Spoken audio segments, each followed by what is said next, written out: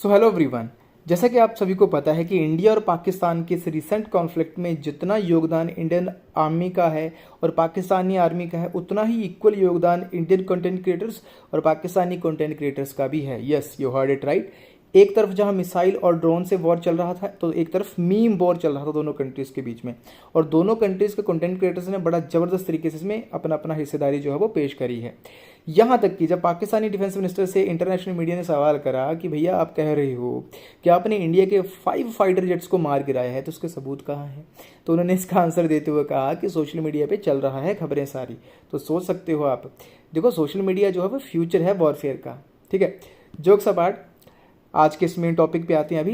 देखो, एक और र्यूमर कह रहे हो या स्पेकुलेशन कह रहे हो चल रही थी सोशल मीडिया पे कि ये जो किराना हिल्स है, यहाँ पे इंडिया ने ब्रह्मोस मिसाइल के द्वारा इसको डिस्ट्रॉय करा है और इस एरिया में न्यूक्लियर रेडिएशंस फैल चुकी हैं। अब कितनी सच्चाई है इस बात में? देखो, थोड़ा सा इलॉजिकल लगता है ये, क्योंकि एक ब्रह्मोस मिसाइल की स्ट्राइक से अर्थक्वेक नहीं आ सकता किसी एरिया में। थोड़ा सा इलॉजिकल है साइंटिफिकली भी इस बात को देखा जाए तो। ठीक है, खैर हम इस बात को आगे बढ़ाते हुए देखते हैं और ऐसा क्यों र्यूमर्स ये उठे थे सोशल मीडिया पे।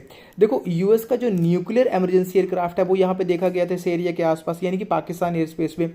इसके साथ साथ इजिप्शियन मिलिट्री प्लेन भी देखा गया था यहाँ पे, और उसमें क्या था, उसमें बोरोन 10 ऐसा बोला गया था कि उसमें बोरोन 10 है। अब बोरोन 10 किस काम आता है? ये न्यूक्लियर रेडिएशन को ऑब्जॉर्व करने के काम आता है।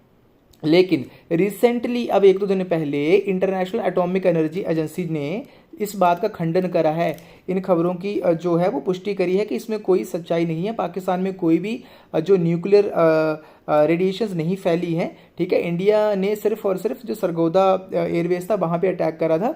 ठीक है, तो इस बात से उन्होंने डिनाई कर दिया। इनफैक्ट जो हमारे एयर मार्शल थे AK भारती साहब, जब प्रेस कॉन्फ्रेंस में उनसे सवाल करा था तो उन्होंने भी यही कहा था कि यस, हमने किराना हिल्स को टारगेट नहीं करा है। ठीक है, ओके।